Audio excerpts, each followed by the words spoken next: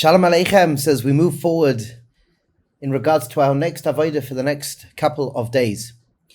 I hope that the wisdom of breathing, the wisdom of hydration has given you something to explore. And hopefully, if you've carried through the hydrating properly, either with water, with teas, what have you noticed? How has your life changed? How can you benefit from anything that we've spoken about so far? Where are those benefits? Today we speak about sleep. And Be'ezras Hashem, for the next couple of days until the next message goes out, experiment and experience with sleep. Wow, what a subject matter, and how profound the science of sleep is today. You know, on a certain respect, we're still touching the surface, scratching the surface. There's so much to excavate in regards to sleep.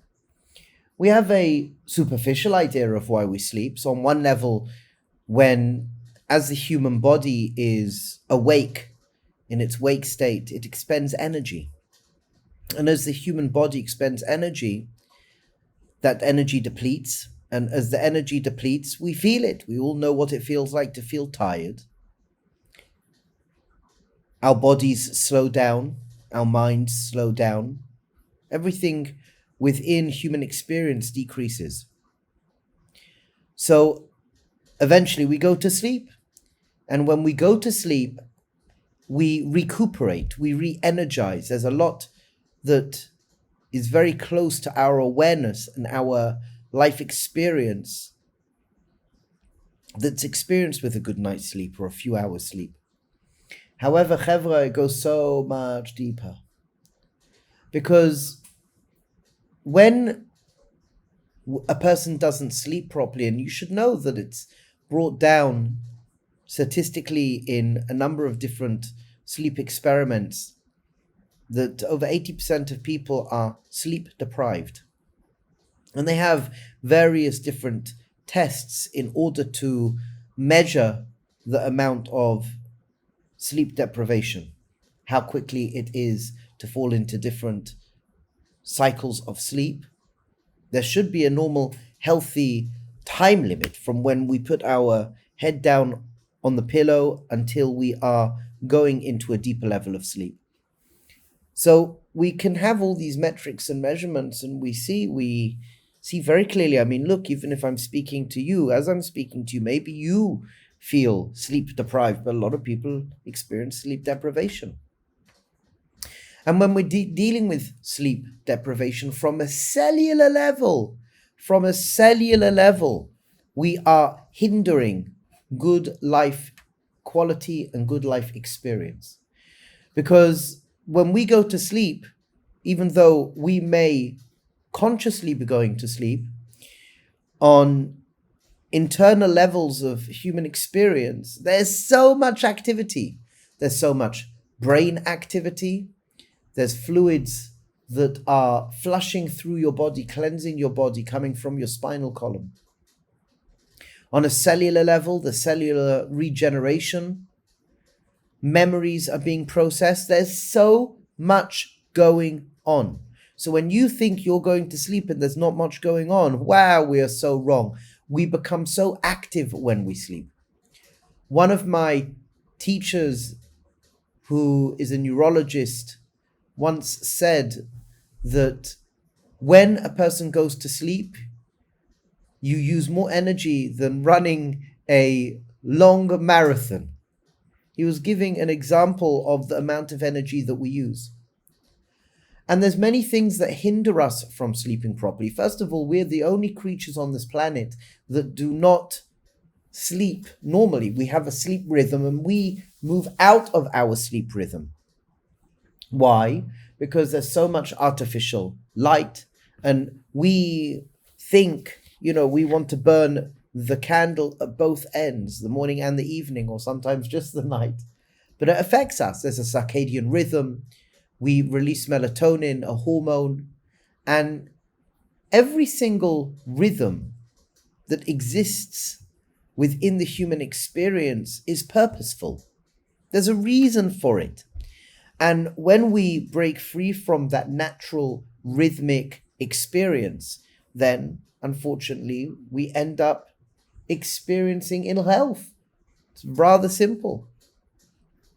So many people out there dealing with issues. When I speak to them, many a time they've been to several different doctors and this and that and the other. And I ask questions. Are you drinking properly? Are you hydrating? Maybe breathing properly? Are you sleeping properly? And I'm shocked how many times this question was never asked in the basic mental health world of dealing with people who are suffering. And many a time, somebody who's dealing with anxiety, depression, even learning difficulties, ADHD, ADD, a good night's sleep makes a massive difference. Again, from a cellular level to every system of the body, lymphatic system, immune system, our brain activity, it goes on and on and on. So things to think about is how many either hours are you getting a night? How many hours do you need to function optimally? 6, 7, 8 hours? 7 to 8 hours is usually a good amount of sleep, but it's not just about going to sleep, it's preparing yourself to go to sleep. So for example, some advice would be, don't eat 3 hours or have your last meal 3 hours before you go to sleep.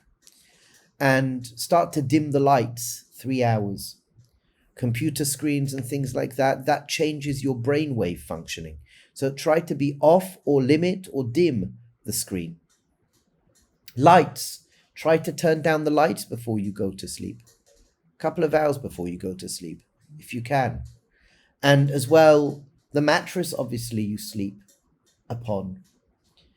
Research shows it's good, for example, to turn down the temperature when a person goes to sleep. So for example, if a person has a warm bath, a hot bath, then why does that relax you? Because when you come out of the bath, your core temperature lessens.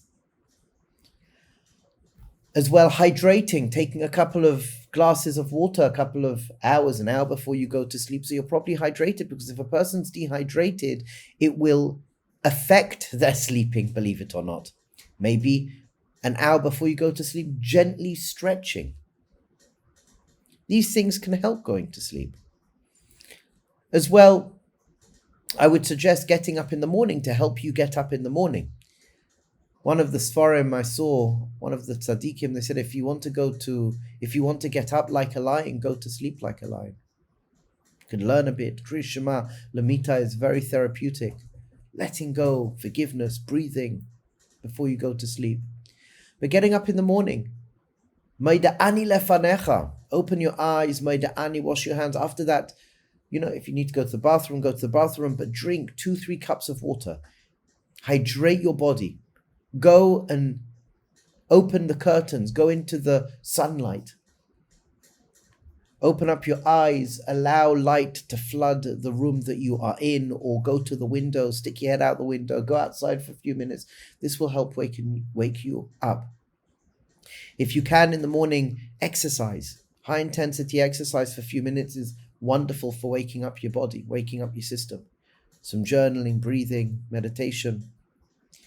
So take a piece of paper, write some of this down, experiment and experience. Until the next message, this is our Avodah.